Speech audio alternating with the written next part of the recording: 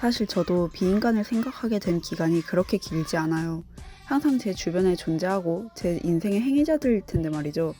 시작은 한 개념을 접했을 때부터입니다. 브리노 라투르라는 프랑스 사회학자이자 인류학자의 저서 우리는 근대인이었던 적이 없다에 나오는 비근대 개념이었어요. 그는 사실 인간과 비인간은 존재론적으로 결코 분리된 적이 없다고 주장하면서 근대가 만들어낸 질서를 해체하여 인간과 비인간의 관계를 이야기합니다. 이런 부분에 관심이 생겨 시작하게 되었습니다. 인간을 제외한 모든 것, 동식물뿐만 아닌 사물까지 포괄합니다. 사실은 어느 부분까지 인간으로 정의내려야 하는지 혹 근대처럼 생각해야 하는지에 대해 고민을 했어요. 하지만 어찌됐건 생물학적으로 인간이면 인간이고 라투르가 말한 개념에서는 사물도 포함되니까 인간을 제외한 모든 것이라고 정의내릴 수 있겠습니다. 사실은 비인간이라는 단어 자체도 굉장히 인간 중심적이지 않나요?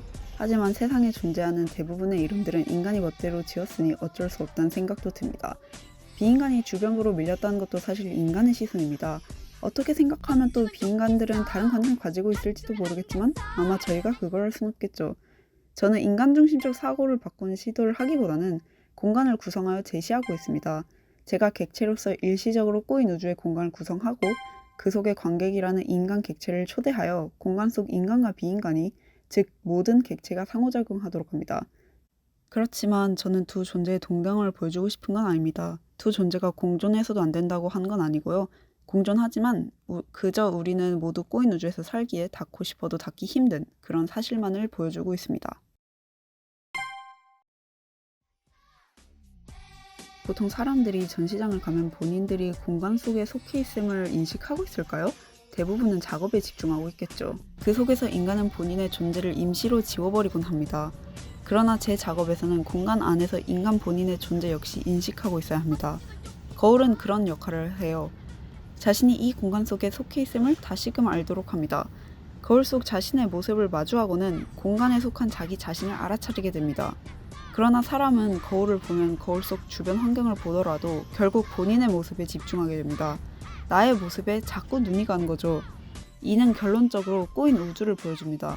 공간을 구성하여 공존하도록 상호작용하도록 하지만 인간은 비인간에게 결국 또 닿지 못합니다.